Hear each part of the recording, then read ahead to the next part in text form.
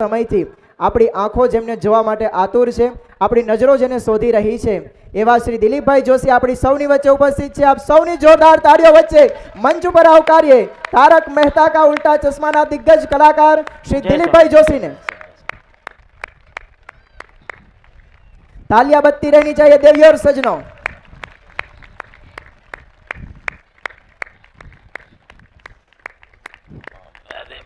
दिलीप भाई ने जय स्वामीनारायण, जय स्वामी. जेठालाल ने जय जिनेन्द्र.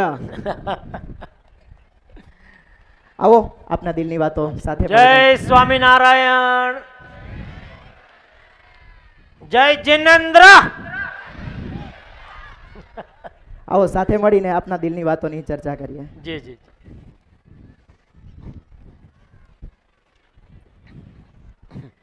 દિલીપભાઈ, આપનું પ્રિય ગીત છે સાગર કિનારે. પાછળ સાગરનો કિનારો, આપણે જે બેઠા છીએ એક્ઝેક્ટ કિનારો, અને આ બાજુ પોરબંદરનો માનવ સાગર આપને સાંભળવા માટે આજે આતુર છે. એટલે દિલીપભાઈના દિલની વાતોને આપણે સૌ જાણીએ. એ પહેલા આપને કહેવું છે કે આજે દિલીપભાઈ જોશી અહીંયા પધાર્યા છે એ જેઠાલાલના કિરદારમાં નહીં, એટલે કે આજે અહીંયા દિલીપભાઈ પધાર્યા છે એ એના દયાના ટપુકે પાપા તરીકે નહીં. આજે દિલીપજી અહીંયા પધાર્યા છે એ એના બાપુજીના જેઠિયા તરીકે નહીં. આજે દિલીપભાઈ અહીંયા પધાર્યા છે એ ભીડેના જેઠાલાલ તરીકે નહીં. આજે અહીંયા દિલીપભાઈ પધાર્યા છે એ અય્યરના અયો જેઠાલાલ તરીકે નહીં. આજે દિલીપભાઈ અહીંયા પધાર્યા છે એ બબીતાજીના જેઠાજી તરીકે નહીં, પરંતુ આજે દિલીપભાઈ પધાર્યા છે કેવળ ને કેવળ પોરબંદરના પ્રેમને વશ થઈને. એટલે બંને હાથ ઊંચા કરીને આપણે તેઓનું હાર્દિક સ્વાગત કરીએ. આજે 7000નો માનવ મહેરામણ આપને સાંભળવા માટે આતુર છે, આપની દિલની વાતોને જાણવા માટે આતુર છે. પરંતુ આજની વાતની શરૂઆત કરીએ. 4000 એપિસોડ આપની ટીવી ચેનલના ટૂંક સમયમાં પૂર્ણ થવા માટે જઈ રહ્યા છે. જ્વલંત સફળતા ટીવી ચેનલના માધ્યમમાં આવી જ્વલંત સફળતા મળી હોય એવા ખૂબ ઓછા કેસ. પહેલાં કહેવાતું કે મૂછે હો તો ચાર્લી ચેપલી જેવી, પણ એક કવિતા એ વાક્ય બદલાઈ ગયું અને હવે કહેવાય છે કે મૂછે હો તો જેઠાલાલ જેસી. આ બદલાવ એ દિલીપભાઈ જોશીએ લઈને બતાવ્યો છે. એવા દિલીપભાઈની દિલની વાતોને આપણે સૌ જાણીએ. એ પહેલાં સાહેબ આપ જણાવશો આ કિરદારની અંદર આપની એન્ટ્રી કઈ રીતે, તારક મહેતા શોની શરૂઆત કઈ રીતે, આપનું એમાં આગમન કઈ રીતે? સૌપ્રથમ તો અહીંયા બધા વડીલ સંતો એ બધાને હું જય સ્વામિનારાયણ કરું છું. પરમ પૂજ્ય પ્રમુખ સ્વામી મહારાજ, પરમ પૂજ્ય મહંત સ્વામી મહારાજ, મારા ગુરુ કે જેમણે મને સત્સંગમાં સ્વીકાર્યો એના માટે હું ખૂબ ખૂબ આભારી છું. અત્યારે એમને યાદ કરીએ અને એમના આશીર્વાદ લઈ, બધા સંતોના આશીર્વાદ લઈને આપની આજની આ સભાની શરૂઆત આપણે કરીએ. અને પોરબંદર મારું વતન છે. ખૂબ બધા અહીંયા સગા સ્નેહીઓ બધા અહીંયા છે. કેટલા બધા મામા, કેટલા બધા કાકા, કેટલી બધી ફઈઓ, ફુવાઓ, કેટલા બધા ભત્રીજાઓ, ભાણિયાઓ, કેટલા બધા કઝિન્સ. ખૂબ મોટી જ્ઞાતિ અમારી અહીંયા છે. બાપુજીના સાઈડના, બાની સાઈડના, મારા પત્નીની સાઈડના. એટલે પોરબંદર પ્રત્યે હંમેશા નાનપણથી જ્યારે એમ પહેલાં હતું ને, હવે તો જો કે એવું રહ્યું નથી, પણ એમ કે નાના હોય ત્યારે એમ કે મામાના ઘરે વેકેશનમાં રહેવા જઈએ. એટલે ત્યારે નાનપણમાં અહીંયા પોરબંદર આવવાનું થતું અને ખૂબ બધી સ્મૃતિઓ છે પોરબંદરની. અને ખાસ પોરબંદર પ્રત્યે લગાવ છે જ. અને આજે BAPSના સંતો પરમ પૂજ્ય કલ્યાણમૂર્તિ સ્વામી અને જૂનાગઢના કોઠારી સ્વામીની કૃપાથી આજે મને આપ સૌની સમક્ષ આપ સૌનો પ્રેમ ઝીલવાનો મને જે અવસર આપ્યો છે એ માટે એમનો ખૂબ ખૂબ આભારી છું. અને આપ સૌનો પણ ખૂબ ખૂબ આભારી છું કે આપ સૌ ખાસ આજે સમય કાઢીને આજની આ સભામાં ઉપસ્થિત રહ્યા છો અને મારી સાથે આપણે જે કંઈ આપણે ચર્ચા કરવા, સાંભળવા આપ અહીંયા ઉપસ્થિત થયા છો, તો આપ સૌનો ખૂબ ખૂબ આભાર. તારક મહેતા કા ઉલ્ટા ચશ્મા, જેમ મનોજભાઈ કહ્યું એમ લગભગ 4000 એપિસોડ પૂર્ણ થવાની કગાર પર છે. અને આજથી લગભગ 15 વર્ષ પહેલાં 2008 26 જુલાઈનો પહેલો એપિસોડ અમારો ટેલિકાસ્ટ થયો હતો. અને ત્યારે સબ ટીવી એટલું કોઈ જોતું નહોતું અને અમને બધાને પણ કોઈને એટલું બધું પેલું હતું નહીં કે કદાચ આ આટલી બધી લોકપ્રિય થશે, પણ ભગવાનની કૃપા અને અમારી આખી ટીમનો અથાગ પરિશ્રમ જે આજે પણ દરેક ડિપાર્ટમેન્ટ, પછી એ કલાકારો હોય, રાઇટરો હોય, ડાયરેક્ટરો હોય, કેમેરામેન હોય, લાઇટમેન હોય, બધા જ એટલી જ તનતોડ મહેનત આજે પણ અમે બધા કરીએ છીએ. રોજના 12 કલાકની અમારી શિફ્ટ હોય છે અને એમાં તનતોડ બધા મહેનત કરીને જેટલું બને એટલું અમે એક સાત્વિક મનોરંજન લોકોના ઘર સુધી પહોંચાડી શકીએ એવા પ્રયત્નો કરતા હોઈએ છીએ. અને એ પ્રયત્નને હિસાબે જ આજે લોકોનો આટલો બધો પ્રેમ અમને મળ્યો છે, આટલા બધા આશીર્વાદ અમને મળી રહ્યા છે. અને ત્યારે 2008માં આસિતભાઈ મોદી, અમારા પ્રોડ્યુસર, તારકભાઈ મહેતા જે ચિત્રલેખામાં દુનિયાના ઊંધા ચશ્મા કોલમ જે લખતા તે અત્યારે તો આપણી વચ્ચે નથી, ધામમાં ગયા છે, પણ 1972માં એમણે આ કોલમ શરૂ કરી. આ બધા પાત્રો એમના છે, આપણે બધાને સૌને ખ્યાલ જ હશે. એના પરથી આસિતભાઈને એવો વિચાર આવ્યો કે આના પરથી એક સિરિયલ બનાવવામાં આવે તો લોકોને ખૂબ આનંદ આવે, આપણે ખૂબ સાત્વિક મનોરંજન લોકોના ઘર સુધી આપણે પહોંચાડી શકીએ. એટલે એવો એમણે એક વિચાર આવ્યો અને ખૂબ મહેનત કરી. એમણે સ્ક્રિપ્ટ તૈયાર કરી, રાઇટરો પાસે લખાવી, તારકભાઈ પાસેથી પરમિશન લીધી સિરિયલ બનાવવાની, અને લગભગ 4 થી 5 વર્ષ એ દરેક ચેનલ આગળ આ પ્રોજેક્ટ એમણે પિચ કર્યો, બધાને જઈને મળ્યા. પણ એ સમય એવો હતો જ્યારે લોકોને રડવામાં રસ હતો, હસવામાં રસ નહોતો, કારણ કે બધી સાસ બહુની સિરિયલો બહુ ત્યારે પરમસીમાએ ચાલતી હતી. એટલે ત્યારે કોઈ ચેનલ હા નહોતું પાડતું, પણ સબ ટીવીના નસીબમાં આ સિરિયલ હશે અને એમણે ત્યારે આ સ્વીકાર્યું આ પ્રોજેક્ટ. અને જ્યારે શરૂ કર્યું ત્યારે જેમ ટેકનિકલ ભાષામાં આપણે કહીએ તો જે ટીઆરપી કહેવામાં આવે છે કે એ અમારી 0.2 એટલે બહુ જ ઓછી ટીઆરપી કહેવાય, કારણ કે ચેનલની પણ જીઆરપી કહેવાય કે ચેનલ પણ જોવાવાળા બહુ જ ઓછા લોકો હતા. પણ આ પ્રોગ્રામે એવો કમાલ કર્યો, પ્રોગ્રામ શરૂ થયો ને લગભગ મહિનાની અંદર અમારી ટીઆરપી છે 0.2માંથી સીધી 1 ઉપર પહોંચી ગઈ. એટલે લગભગ જેને કહેવાય કે લગભગ 500-600% વધી ગઈ અને જોતામાં તો 0.2માંથી 2 થઈ ગઈ. એટલે આ સોની જે સબ ટીવી જે સોની અને સિસ્ટર કન્સર્ન છે અને સોનીની હેડ ઓફિસ અમેરિકામાં લોસ એન્જલિસમાં છે. તો લગભગ 3 મહિના પછી ત્યારે સોનીના જે બધા ત્યાંના જે બોસ હતા, જે આખા વર્લ્ડ લેવલના બોસ, એ લોકો અમારા સેટ ઉપર આવી ગયા અમને મળવા માટે કે આ લોકો એવો તો કેવો પ્રોગ્રામ બનાવે છે કે 3 મહિનાની અંદર આટલી બધી ટીઆરપીનો જમ્પ આવી ગયો, એમ કે લોકોમાં આટલી બધી લોકપ્રિય થઈ ગઈ. અને એ લોકો પણ અમારું બધું કામ કરવાની બધી જે પદ્ધતિ એને બધું જોઈને ખૂબ ખુશ થયા, ખૂબ રાજી થયા. અને આપ સૌને જાણીને આનંદ થશે કે જ્યારે અમારા 2500 એપિસોડ પૂરા થયા ત્યારે અમને Guinness book of world record મળી ચૂક્યો છે કે હાઈએસ્ટ અને લોંગેસ્ટ રનિંગ કોમેડી આખી દુનિયામાં જો કોઈ હોય તો એ આ તારક મહેતા કા ઉલ્ટા ચશ્મા છે.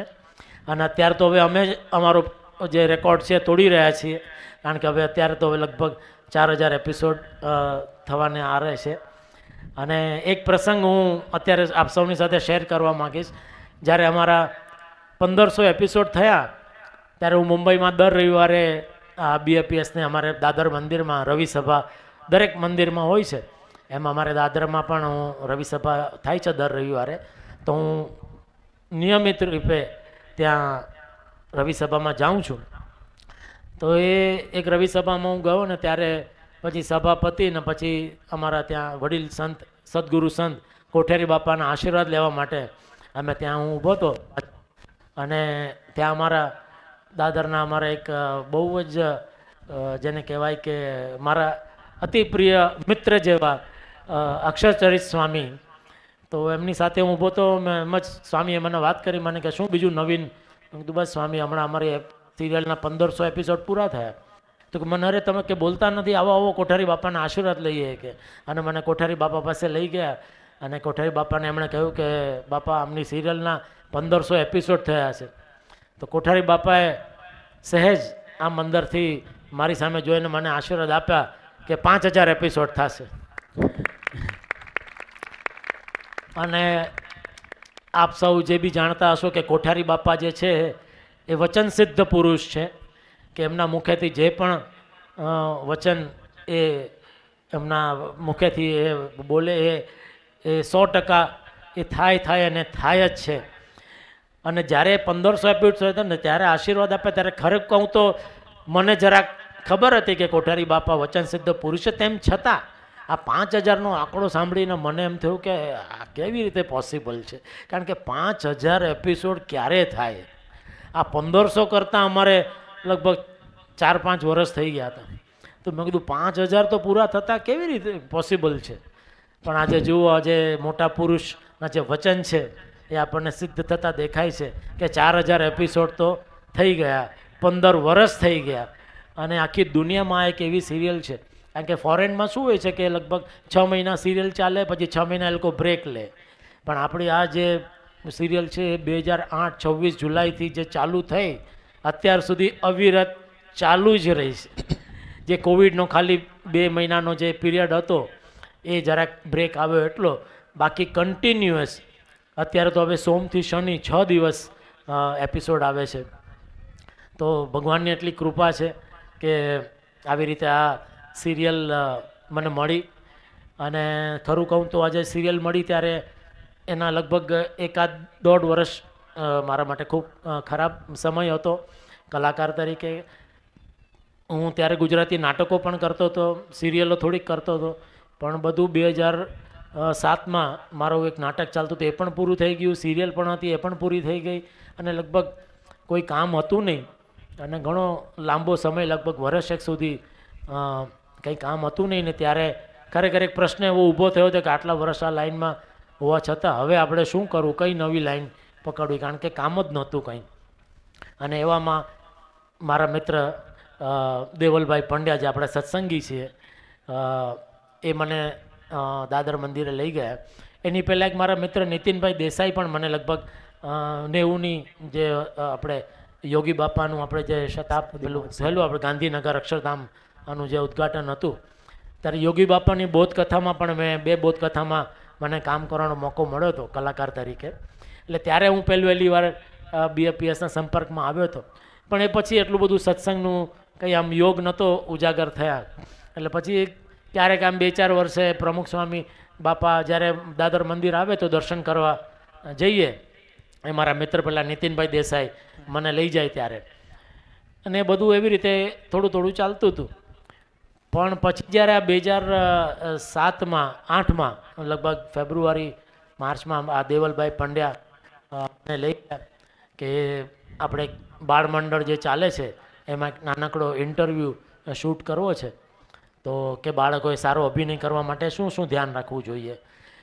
તો હું ગયો ત્યારે, હું તો આપણે તો ફ્રી જ હતા, એટલે પછી હું ત્યાં ગયો. ત્યાં આ લોકોએ ઇન્ટરવ્યૂ શૂટ કર્યો અને ત્યારે ત્યાં બાળમંડળ સંભાળતા હતા અક્ષર કીર્તન સ્વામી, એમની સાથે મારી મુલાકાત થઈ. અને એમણે જે બધી વાતો કરી ને ખૂબ મજા આવી મને એમની સાથે વાતો. અને એમણે સહેજે મને કહ્યું કે દર રવિવારે અહીંયા રવિ સભા થાય છે તો કે આપ આવજો. મેં કીધું સારું, ભલે સ્વામી. પછી ઘરે જતા રહ્યા અને પછી 1-2 અઠવાડિયા ભૂલાઈ ગયું. અને પછી અચાનક યાદ આવ્યું ભગવાનની દયાથી. અને મેં મારા પત્નીને પૂછ્યું કે હું આવી રીતે દાદર મંદિર ગયો હતો અને મને ત્યાં સ્વામી એમ કહ્યું કે કંઈક રવિ સભા જેવું થાય છે દર રવિવારે મંદિરમાં. તો મેં કીધું આપણે જવું છે. ને મારા સારા નસીબે મારા પત્નીએ હા પાડી. એટલે અમે લોકો રવિ સભામાં ગયા. અને રવિ સભામાં એટલી મજા આવી, કારણ કે જે પ્રવચન જે સ્વામી કરતા હતા એ વખતે, તો એમાં અમુક વાક્યો જે સાંભળ્યા મેં, તો એમાં ત્યારે મારા મનમાં જે બધા અમુક પ્રશ્નો જે ચાલી રહ્યા હતા, મને એવું લાગતું હતું કે જાણે પ્રવચન ખાસ મારા માટે જ રાખવામાં આવ્યું હોય. એ બધા પ્રશ્નોના મને જાણે જવાબ એમાંથી મળી રહેતા હતા. અને એટલી બધી મજા આવી, એટલો બધો આનંદ આવ્યો કે પછી ધીરે ધીરે કરતાં દર રવિવારે નિયમિત રવિ સભા હું ભરતો થયો. અને હવે તો કહેવાય ને કે રવિ સભાનું વ્યસન લાગી ગયું છે કે હવે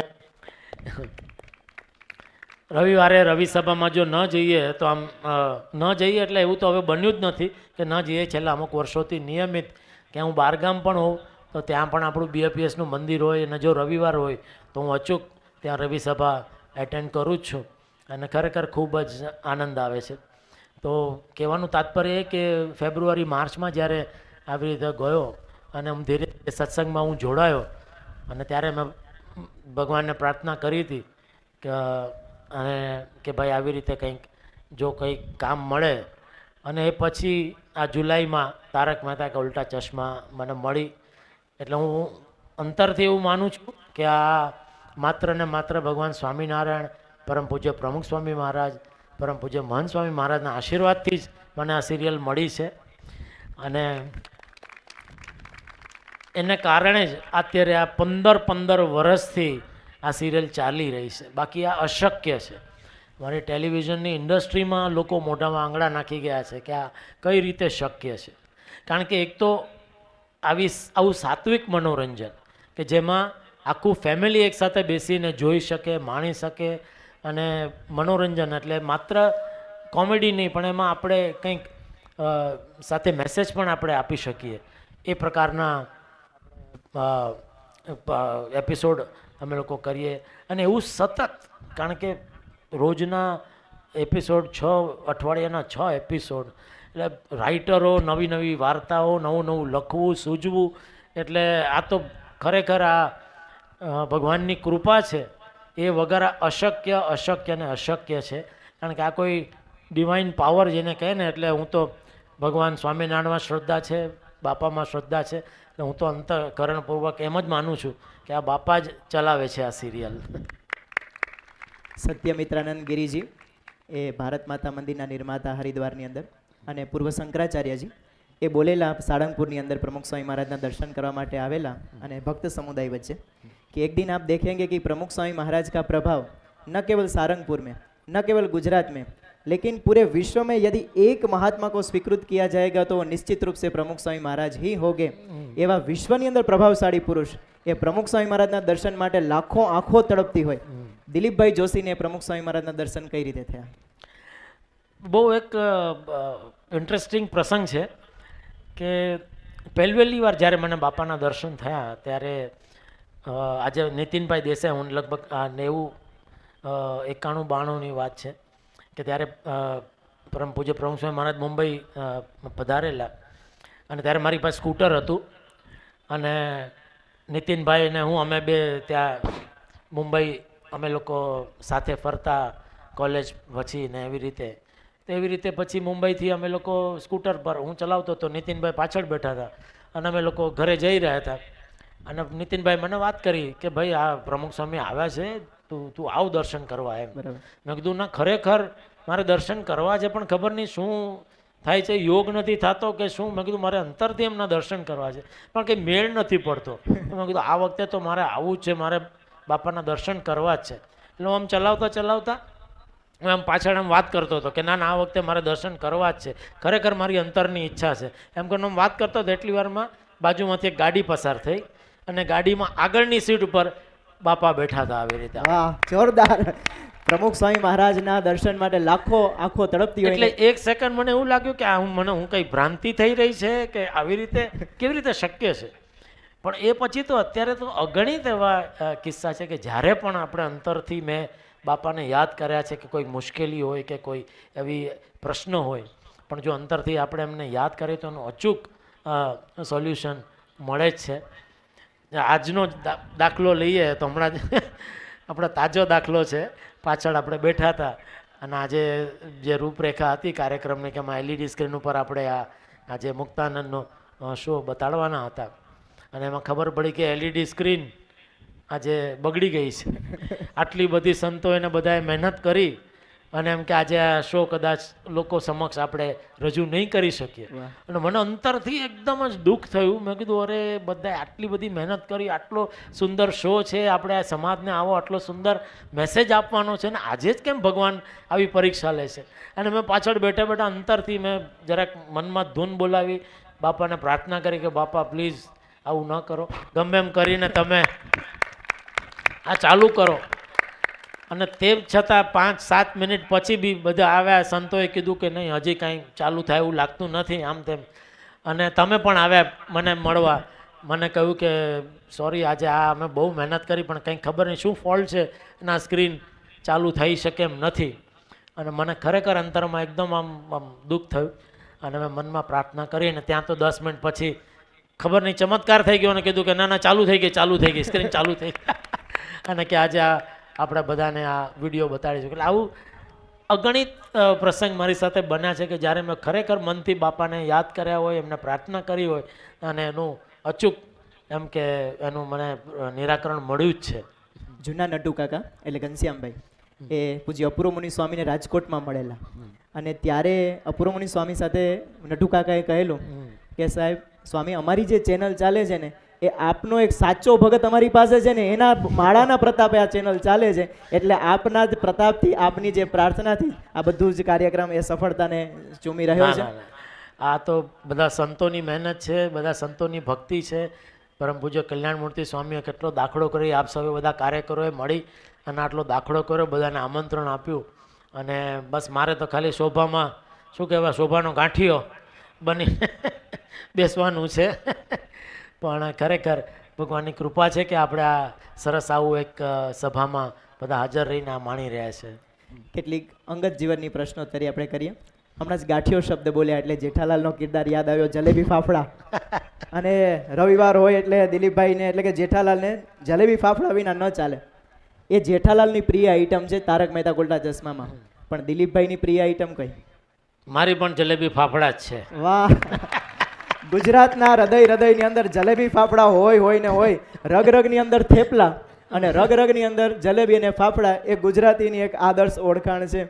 સાહેબ બીજો એક પ્રશ્ન પૂછીએ કે અત્યારે છે ને ટીવી ચેનલના માધ્યમથી લોકો બધા જુએ, પ્રેરણાઓ પ્રાપ્ત કરે, પણ વાસ્તવિક જીવનમાં બહુ ઓછા લોકોને ખબર છે કે આ BAPS સંસ્થાના ચુસ્ત અનુયાયી છો. એમની પ્રશ્નોત્તરી આપણે આગળ કરીએ.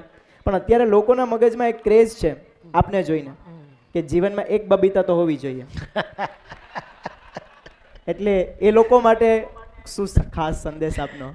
ના, અગાઉ પણ હું ઘણીવાર મને પ્રશ્ન પૂછવામાં આવ્યો છે અને એના જવાબ મેં એક જ આપ્યો છે કે ભાઈ આ બબીતા સબ માયા है,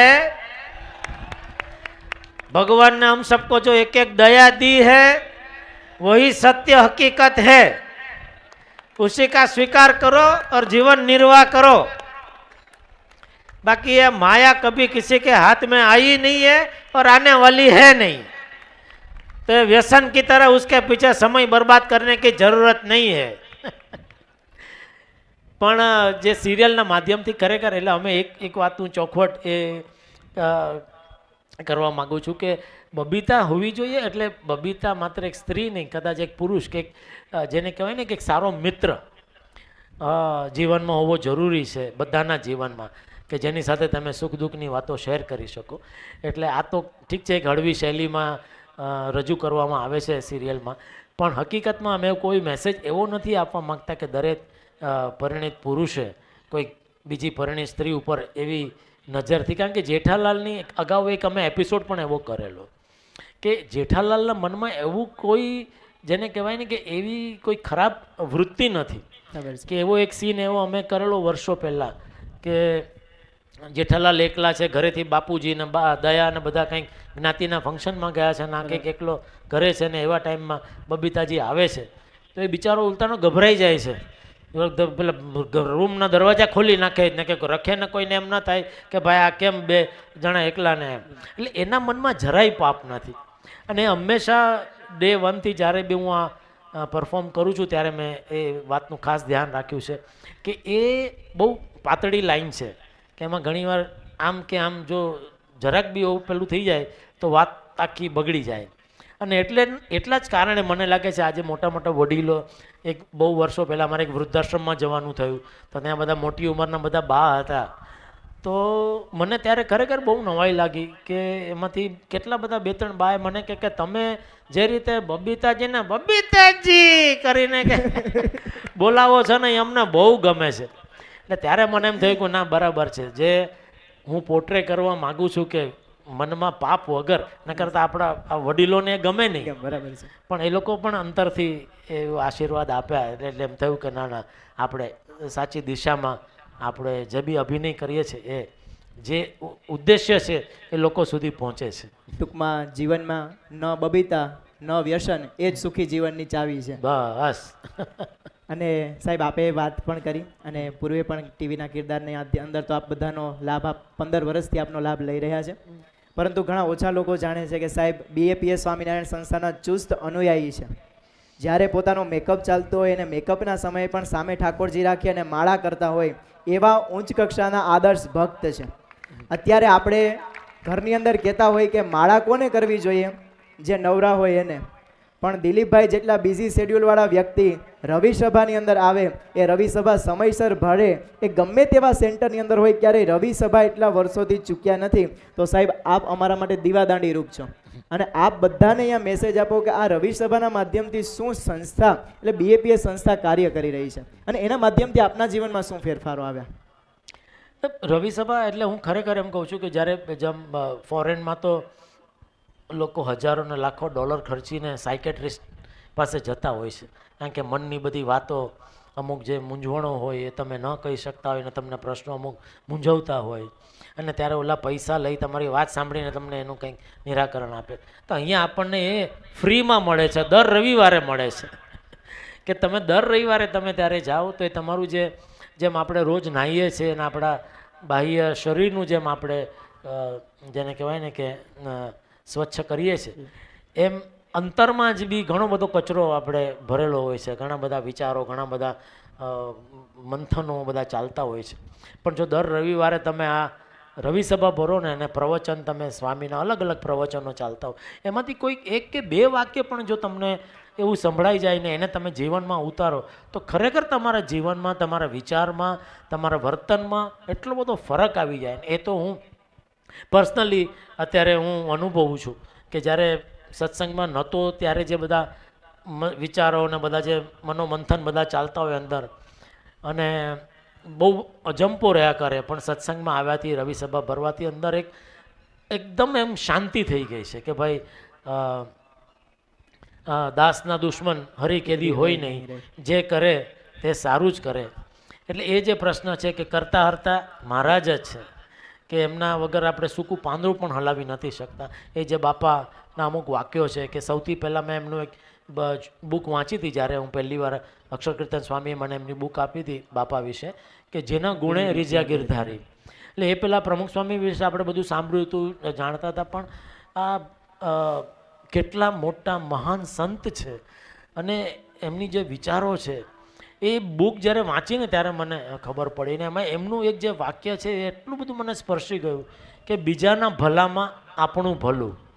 કે આ એક વાક્ય ખરેખર તમે જો તમારા જીવનમાં ઉતારો તો જીવનમાં કોઈ દિવસ કોઈ તકલીફ કે દુઃખ આવે જ નહીં. કારણ કે લગભગ શું થતું હોય, આપણે બધા પોતાનો જ વિચાર કરતા હોય કે આમાં મારું શું, મારો શું ફાયદો છે, મને શું આમાં લાભ થવાનો છે. જ્યારે બાપા એ સાવ એ વાત જ કાઢી નાખી કે આપણે આપણું વિચારવાનું જ નથી, બીજાના ભલામાં આપણું, આપણે બીજાનું ભલું કરશો ઓટોમેટિક આપણું ભલું થશે. વાહ. અને હમણાં જ એક રવિ સભામાં એક વાક્ય, સોરી એક કહી દઉં કે ફરી આપણે પેલું કરતા હોઈએ છીએ, જાણતા હોઈએ, ઘણી વાર પછી શું થાય કે ભૂલાઈ જાય. તો હમણાં જ એક રવિ સભામાં જે પ્રવચન હતું એમાં એક વાક્ય સાંભળવા મળ્યું કે હઠ, માન અને ઈર્ષા, આ ત્રણ વસ્તુ જો તમારા જીવનમાંથી નીકળી જાય તો તમારું જીવન ખરેખર સ્વર્ગ બની જાય. કે બધો જે પણ કજીયો છે આ ત્રણ વસ્તુને લઈને છે. કે હઠ, કે તમે હઠ કે ના હું આમ જ કરીશ, હું આમ જ, ના મને આમ જ જોઈએ, પણ એ તમે મૂકી દો કે ભાઈ ન ચાલશે, તમને આમ ફાવે છે, ઓકે હું મારી હઠ મૂકી દઉં. માન, લગભગ બધા પ્રશ્નો માન, કે મને ઓલાએ બોલાવ્યો નહીં, મને અહીંયા બેસવાનું કીધું નહીં, મને ખુરશી આપી નહીં, મને હું પાછળ બેસું, હું આટલો મોટો માણસ ને હું ચોથી રોમાં પાંચમી રોમાં બેસું. જો એ તમારામાંથી નીકળી જાય તો એ તમને પ્રશ્ન, તમને કારણ કે એ વિચાર આવે તો તમને એ તમારી અંદર એ બધા દુઃખ પ્રવર્તે. અને ઈર્ષા, કે હંમેશા માણસ દુઃખી થતો હોય છે બીજાનું જોઈને, કે ઓહો ઓલાએ મર્સિડીસ લીધી, કે ઓલાએ એને એન્ડિયોર લીધી, મારી પાસે નથી, ને મારે હોવી જોઈએ, ને મારી પાસે ઓલી બાઇક હોવી જોઈએ, મારી પાસે આવું હોવું જોઈએ. એ તમે જો સરખામણી કરવા જાઓ, પણ ભગવાને બધાને પોતપોતાની રીતે એમને આપ્યું જ છે. તો તમારી પાસે છે એનું આપણે ભગવાનને જો આપણે થેન્ક યુ કહીને એનો સ્વીકાર કરીએ તો પછી પ્રશ્ન જ નથી થતો. બાકી આનો કોઈ અંત જ નથી. કારણ કે આપણે પહેલાં સાયકલ ચલાવતા હતા, સાયકલમાંથી ભગવાનની કૃપાથી સ્કૂટર આવ્યું, સ્કૂટરમાંથી 4 પૈડાવાળી ગાડી આવી, ગાડીમાં પછી એમ થાય કે ના ના હજી આનાથી મોંઘી ગાડી લઈએ, અને પછી કે એનાથી મોંઘી. એનો તો કોઈ અંત જ નથી. એટલે એ જો આ 3 વસ્તુ જો નીકળી જાય આપણા જીવનમાં, તો જીવનમાં શાંતિ શાંતિ ને શાંતિ જ છે. આપણા સદગુરુ સંતોએ પણ લખ્યું કે મોહનવરને માન સંગાથે વેરજો. હઠ સાથે પણ ભગવાનને કોઈ રીતે બનતું નથી. ફૈબાનો પ્રસંગ ખૂબ જાણીતો છે. એટલે હઠ, માન અને ઈર્ષા જો ત્યાગીએ તો જીવનમાં સુખી થઈએ. આ જીવન મંત્ર આપને રવિસભાના માધ્યમથી મળ્યો. આ રવિસભાની ભેટ બ્રહ્મસ્વરૂપ યોગીજી મહારાજે આપીને કહેતા કે 25,000નો ચોખ્ખો નફો જતો કરી રવિસભામાં જવું, એનું પોષણ કર્યું પ્રમુખ સ્વામી મહારાજે. પોતાના જીવનની અંદર 7.5 લાખ પત્રો લખ્યા. એક જાહેર જીવનની અંદર કોઈ વ્યક્તિ ઉપાડે તો એવું જ થાય કે પ્રમુખ સ્વામી મહારાજ એમના જીવનમાં ખાલી પત્રો જ લખ્યા છે. હમણાં જેમ આપણે કહ્યું કે અમારી ટીવી ચેનલનો રેકોર્ડ અમે જ તોડી રહ્યા છે, એમ પ્રમુખ સ્વામી મહારાજે જ્યારે 397 મંદિરો બાંધ્યા હતા ત્યારે ગિનિસ બુક ઓફ વર્લ્ડ રેકોર્ડે પ્રમુખ સ્વામી મહારાજને માસ્ટર બિલ્ડર કહ્યા હતા. પણ જ્યારે પ્રમુખ સ્વામી મહારાજ ધામમાં ગયા ત્યારે 1200 મંદિરો બાંધ્યા હતા. તો વિચાર કરીએ કે પ્રમુખ સ્વામી મહારાજે જ પોતાનો રેકોર્ડ તોડ્યો. 17,500 ગામોમાં સ્વામીએ વિચરણ કર્યું અને 2.5 લાખ ઘરોની અંદર પધરામણી કરી. પોતાનો સંપૂર્ણ દેહ લોકો માટે એમને ન્યોછાવર કરી નાખ્યો. સેવાની અંદર કચ્છ ભુજની અંદર ભૂકંપ આવ્યો, ઘણી બધી જગ્યાએ હોનારતો થઈ. એમની અંદર સ્વામીજીનું કાર્ય એ સૌ પ્રથમ લોકોને આંખે ઉડગીને વળગે એવું હતું. પરંતુ આ પ્રમુખ સ્વામી મહારાજનું સંપૂર્ણ જાહેર જીવન, એમાંથી એક પ્રસંગ આપને કયો ગમે છે? સૌથી એક પ્રસંગ જે મને, જ્યારે મેં બુક વાંચી જેના ગુણે રીચા ગિરધાર, એમાંથી એક પ્રસંગ જે મને એકદમ સ્પર્શી ગયો કે જ્યારે પ્રમુખ પદે એમને જે નિમવામાં આવ્યા હતા અને એનું જે સમયો હતો, અને એમાં ગામે ગામથી બહુ બધા લોકો આવ્યા હતા, અને એમ કે ત્યાં બધાને જમણવાર ને બધું થયું હતું. પછી બપોરે બધા હરિભક્તો સંતો બધા વિશ્રામમાં હતા, ને થોડાક વાસણો એમ કે એઠવાડ ને પડ્યું હતું. તો પરમ પૂજ્ય પ્રમુખ સ્વામી મહારાજે પોતે જાતે આટલી મોટી સંસ્થાના પ્રમુખ હોવા છતાં એ વાસણો ઉટકવા માંડ્યા. એક કોઈ સંતને અવાજ આવ્યો, એ ઊભા થયા ને જોયું તો કે અરે અરે બાપા તમે આ શું કરી રહ્યા છો? તો કે તું કે બીજા બધા આરામમાં છે, તારે મદદ કરવી તો ચૂપચાપ મદદ કરવા માંડ, બાકી તું કોઈને ઉઠાડતો નહીં, કોઈને કે બાકી આજે નાની એવી સંસ્થાના પ્રમુખ હોય તો પણ એ જાતે પોતે કંઈ કરે નહીં કે ભાઈ કાર્યકરો છે 10 કાર્યકરો છે અને ખાલી ઓર્ડર જ આપવાનો હોય ખુરશીમાં તે બેઠીને કે ભાઈ તું આમ કરી નાખજે, તું આમ કરી નાખજે, ન કરે તો પાછા એને મોટા અવાજે કંઈક 2 વસ્તુ કે. આ તો આવડી મોટી સંસ્થાના આવા ગુરુ પદે એ જે આજે છે, તો એ ધારે તો ખાલી એમણે ખાલી કહેવાનું જ છે ને કે ભાઈ ઓલું જરાક સાફ સૂફ કરી નાખજો, પણ નહીં. અને હંમેશા બાપાએ પ્રેક્ટિસથી જ બધું આપણને શીખવાડ્યું છે કે કોઈ દિવસ એમણે માત્ર પ્રવચનો નથી કર્યા, પણ એમણે પ્રેક્ટિકલી જીવનમાં બધું એમણે દાખલાઓ આપીને એમણે આ બધો સત્સંગ આજે એટલે જ મને એમ લાગે છે કે આટલો બધો વધ્યો છે. એટલે બાપા જીવન ચરિત્ર પણ આપણે વાંચીએ ને એમાંથી 0.0001% પણ જો આપણે આપણા જીવનમાં ઉતારીએ તો આપણે ખરેખર આપણું જીવન ખૂબ જ ધન્ય થઈ જાય. પ્રમુખ સ્વામી મહારાજના જીવનમાંથી એ જ શીખવા મળે. અને આપણે ગુજરાતીની અંદર સુવિચારમાં બોલ્યા છે કે નમતા કો સૌ કો રીજે, નમતા કો બહુ માન, સાગરને નદીઓ ભજે છોડી ઊંચા સ્થાન. એટલે પ્રમુખ સ્વામી મહારાજે પોતાના જીવન અને કાર્ય દ્વારા લોકોને પ્રેરણા આપી છે. એટલે જ બિલ ક્લિન્ટન સાહેબ બોલ્યા હતા કે પ્રમુખ સ્વામી મહારાજ એવા મહાપુરુષ છે જે ક્યારેય કોઈને પાછળ પાડીને આગળ આવ્યા નથી, એ હંમેશા બીજાને આગળ કરીને આવ્યા છે. એ જ વાત પ્રમુખ સ્વામી મહારાજના જીવનમાંથી સાહેબ આપે શીખી છે. આપે ખૂબ સમય આપ્યો છે. મોહન સ્વામી મહારાજે કહ્યું છે સત્સંગ દીક્ષાના શ્લોકમાં, જાત્યા નૈવ મહાન કોપી નૈવ ન્યુનસ તથા યતઃ, એટલે કે જાતિથી કોઈ મહાન નથી. ભગવાન સ્વામિનારાયણ પણ આના ઉપર ઘણી બધી વાતો કરી કે આત્મા અજેદ્ય છે, એમને કોઈ જ્ઞાતિ નથી, જાતિ નથી. તેમ છતાં પણ આ બધા મહાનુભાવોની એક રિક્વેસ્ટ હતી, મારો આ દેહ છે એ મેર જ્ઞાતિમાં જન્મેલો છું. એટલે બધા અહીંયા જ્યારે સ્ટેજ ઉપર ચડવાનું હતું ત્યારે બધા એક રિક્વેસ્ટ કરી કે આ પોરબંદર પંથક એ મેર જ્ઞાતિનો પંથક કહેવાય, ખમીરવંતી કોમનો પંથક કહેવાય. એટલે આપની સાથે પ્રશ્નોત્તરી, છેલ્લી પ્રશ્નોત્તરી કે મેરની ભાષામાં થાય એવું કરજો. એટલે અહીંયાની જે લોકલ ભાષામાં હું તમને એક છેલ્લો પ્રશ્ન પૂછીશ, પણ અપેક્ષા એ છે કે એનો જવાબ જેઠાલાલની ભાષામાં મારે સાંભળવો છે. હમણાં ખબર છે સાહેબ કે તમારા ભાવ છે ને એ કલાકના નહીં, મિનિટોના નહીં, સેકન્ડોના છે. એટલા સેકન્ડોના ભાવ છે એ છતાંય પણ આપ અમારા બધા માટે ટાઈમ કાઢે પોરબંદરમાં આવ્યા, તો છેલ્લો કંઈક સંદેશ એવો આપો કે જેના માધ્યમથી અમે પોરબંદરવાસીઓ બધા એક સુખનો રાજમાર્ગ કાયમી માટે કંડારે નાખીએ ને, એવો એક સહેલો સંદેશ આપના જેઠાલાલના અવાજમાં આપો. देखो, संदेश देने के लिए मैं कोई ऐसा मेरी कोई लायकात नहीं है, पर जो बापूजी से थोड़ा बहुत सीखा है, जो संतों महंतों से थोड़ा बहुत जीवन में सीखा है, तो वही है कि जैसे अभी थोड़ी देर पहले मैंने बोला कि बीजाना भलाમાં આપણું ભલું, અને હઠ, માન ને ઈર્ષા, આ ત્રણ વસ્તુ જો મૂકી દો તો જીવનમાં શાંતિ શાંતિ ને શાંતિ જ છે. બાકી તો જીવનમાં પ્રશ્નો તો બધા રહેવાના જ છે. પણ जैसे जेठालाल अपने बापूजी का आदर करता है, अपने मन को मार के, उसको पता है कि वो सच्चा है. बापूजी कभी कभी झूठ तो नहीं बोल सकते, झूठे ऐसा नहीं बोल सकते, लेकिन फिर भी वो अपने मन को मार के जो बापूजी की इच्छा है वो पूरी करता है. तो इधर जो उपस्थित जो बाल मंडल है, उन सबको यही कहना है कि हमेशा अपने माँ बाप का आदर करना, व्यसन से दूर रहना. अभी देखा ना पिक्चर में, वो बेटा ने देखो माँ बाप ने कितना मानता माना, तब जाके वो बेटा पैदा हुआ, और पैदा हुआ कैसा नंग निकला, है ना. वीटीएम पर नहीं मोड़ सकते ऐसा नंग निकला कि पूरे परिवार को तहस नहस कर दिया. तो अपने को ऐसा नंग नहीं बनना है, अपने को वीटी में झड़े ऐसा नंग बनना है, और अपने बापूजी के छाती के वो लॉकेट में अपन जड़ सके बापूजी, ऐसा नंग बनना है. तो ऐसा बनने के लिए स्वामीनारायण संस्था BAPS बहुत बढ़िया काम कर रही है. रवि सभा है, अपने जो संस्कार है, या आप जो भी धर्म में मानते हैं, जैसे प्रमुख स्वामी महाराज कहते हैं कि भाई जरूरी नहीं है कि आप ये धर्म पालो, वो आपका जो धर्म है वो धर्म आप सच्चे दिल से पालो, लेकिन वो पालो, उसमें बांधछोड़ मत करो.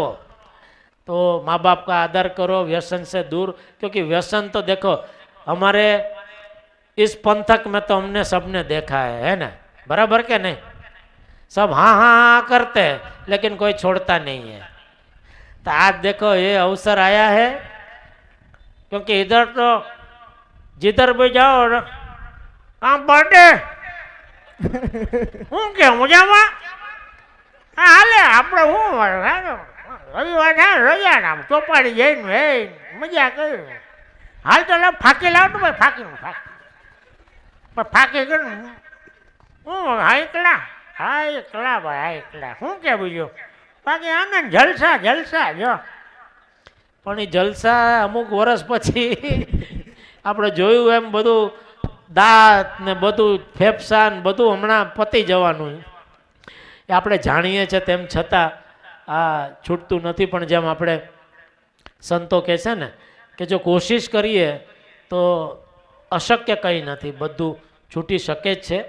તો આપ સૌને આજે ભગવાન સ્વામિનારાયણ, પ્રમુખ સ્વામી મહારાજ, પરમ પૂજ્ય મહંત સ્વામી મહારાજને યાદ કરીને એક જ પ્રાર્થના કરીએ કે આજની આ સભામાં જેટલા પણ આવ્યા છે અને જેટલા પણ લોકોને જો કોઈ વ્યસન હોય તો બધા જ આજે અહીંયા વ્યસન મૂકી અને ઘરે જાય, જેથી એમનું તો જીવન સુધરે પણ એમની સાથે સાથે એમના પરિવારનું પણ જીવન સુધરે. કારણ કે આ માત્ર પૈસાની બરબાદી નહીં, પણ આમાં તો લાગણીઓની પણ બરબાદી થતી હોય છે. આખા આખા પરિવાર આપણે, અને આ કોઈ આ બધી સત્ય ઘટના છે, આ કોઈ કાલ્પનિક વાર્તા નથી, આ બધી ખરેખર સત્ય ઘટના છે. આપણે છેલ્લે પણ જોયું કેટલા બધા રિયલ કેસીસ છે કે જેમાં કેટલા બધા ફેમિલીઓ એમ કે બરબાદ થઈ ગયા આવી રીતે વ્યસનને કારણે.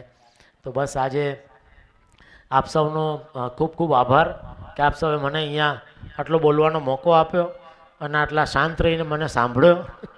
અને બસ ભગવાન સ્વામિનારાયણની આપણા સૌ ઉપર કૃપા રહે અને આપણે સૌ તને મને ધને સુખી થઈએ એ જ આજના અવસરમાં પ્રાર્થના. જય સ્વામિનારાયણ. બંને હાથ ઊંચા કરીને એક વખત દિલીપભાઈ જોશીનો આપણે જોરદાર તાળીઓથી આભાર વ્યક્ત કરીએ. આપણા સૌને લાભ